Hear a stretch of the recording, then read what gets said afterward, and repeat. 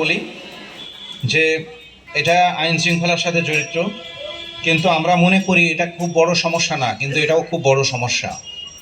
আমাদের বিভিন্ন জায়গায় পরিবেশের ব্যাপক সমস্যা আমরা দেখতে পাই। বেশিরভাগ জায়গায় দেখা যাচ্ছে যে ডাস্টবিন নেই, ময়লা এবং আবর্জনা যত্রতত্র ফেলছি আমরা, সেগুলো পচে দুর্গন্ধ হচ্ছে, কুকুরে টানাটানি করছে। এটা কিন্তু আপনার আমার সবার স্বাস্থ্যের জন্য খুবই ঝুঁকিপূর্ণ একটা বিষয়। আপনাদের কাছে আমাদের আন্তরিক অনুরোধ, আপনারা প্রতিটা দোকানের সামনে একটা করে ডাস্টবিন রাখবেন। সেখানে আপনার যে কোনো ধরনের ময়লা সেখানে ফেলবেন। যদি তরল বা ভেজা জাতীয় কোনো আবর্জনা হয়, সেটার জন্য আলাদা একটা ডাস্টবিন রাখবেন। এটা আমাদের নিজেদের স্বার্থে এটা প্রয়োজন। আমি কিন্তু শুরুতেই একটা কথা বলেছি, 500টা দোকানের সামনে থেকে ময়লা অপসারণ করা, ময়লা সরিয়ে ফেলা একজন বা দুইজন লোকের জন্য খুবই কষ্টসাধ্য ব্যাপার।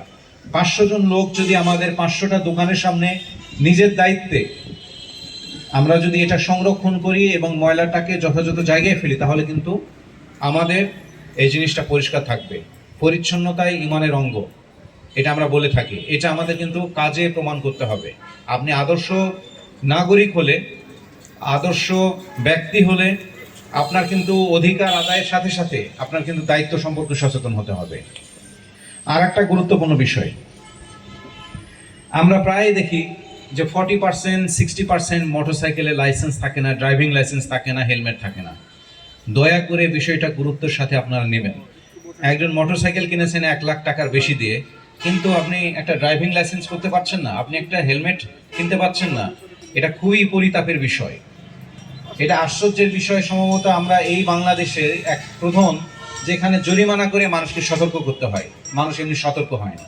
আচ্ছা, যখন আপনাকে জরিমানা করে 300-500 টাকা, 1000 টাকা, হেলমেট নাই, ড্রাইভিং লাইসেন্স নাই, গাড়ির পিছনে নম্বর প্লেট নাই, তখন আপনি বুঝেন ও আপনি অপরাধ করেছেন। কিন্তু আমরা এর আগে বুঝি না। খুবই দুঃখজনক ব্যাপার। আপনারা এই বিষয়টা সতর্ক থাকবেন এবং হেলমেট ছাড়া, ড্রাইভিং লাইসেন্স ছাড়া এবং গাড়ির রেজিস্ট্রেশন ছাড়া আপনারা বের হবেন না। এটা আপনাদের কাছে অনুরোধ, কারণ এটা দুই দিক থেকে অপরাধ। আপনি সরকারকে ট্যাক্স ফাঁকি দিচ্ছেন, আর একটা হচ্ছে আপনার বিবেকের কাছেও আপনি অপরাধী হিসেবে নিজেকে পরিচিত করাচ্ছেন। কালিহাতী উপজেলার বিভিন্ন জায়গায় ড্রেজার মেশিন এবং এক্সকাভেটর দিয়ে মাটি এবং বালু তোলার একটা অপরাধ ঘটছে। আমরা বিভিন্ন জায়গায় অভিযান করছি। ওসি সাহেব একটা কথা বলেছেন, 6 লক্ষ লোকের জন্য 20 জন পুলিশ, 2 জন ম্যাজিস্ট্রেট যথেষ্ট নয়। আমাদের প্রতিনিয়ত প্রচুর কাজ আছে, আপনাদেরও কাজ আছে। আমরা ব্যক্তিগতভাবে অপরাধের সাথে না জড়াই। ড্রেজার ব্যবসা ছাড়া অনেক ব্যবসা আছে করার, অনেক বৈধ ব্যবসা আছে, সেগুলোর সাথে আপনারা সম্পৃক্ত হন। আমরা জিরো টলারেন্স, ড্রেজার এবং মাটি অবৈধভাবে যারা ব্যবসা করছে এগুলোর সাথে আমরা একেবারে শূন্য, যাকে বলে জিরো, সেই টলারেন্স। এই ক্ষেত্রে আপনাদের সহযোগিতা চাই। কোথাও যদি এই ধরনের অপরাধ হয়, আপনারা সরাসরি আমাকে ফোন করে জানাবেন। আমরা উইদিন 24 ঘন্টার মধ্যে আমরা ইনশাল্লাহ এটা ব্যবস্থা নিব। এটার ক্ষেত্রে আপনাদের সহযোগিতা প্রয়োজন। আমরা আমাদের জায়গা থেকে পরিষ্কার আছি, আপনারা শুধু আমাদেরকে তথ্য দিয়ে সহায়তা করেন। মাদকের ক্ষেত্রে একটা বিষয় ওসি সাহেব বলেছেন, এটা কিন্তু শুধু পুলিশ বা ম্যাজিস্ট্রেট দিয়ে হবে না, পারিবারিক শিক্ষার প্রয়োজন রয়েছে। মরুভূমিতে আপনি একটা গাছ লাগিয়ে আসছেন, 5 বছর পরে আপনি গাছ গেছেন, এখান থেকে ফল পারবেন আপনি সম্ভব? এই 5 বছর খেয়ালই রাখেননি আপনি। আমরা কি করি, একটা গাছ থেকে যদি আমরা ফল চাই, সেখানে নিয়মিত পানি দিই, গাছের চারপাশে বেড়া দিই যাতে সেটা গরু ছাগলে না খায়। গাছে ওষুধ দিই, অনেক সময় গাছের মাটিটা উর্বর করার জন্য সার ওষুধ দিই। ঠিক সেভাবে আমরা ফল পেয়ে থাকি। এখন প্রথম 15 বছর আপনার শিশুকে, আপনার সন্তানকে আপনি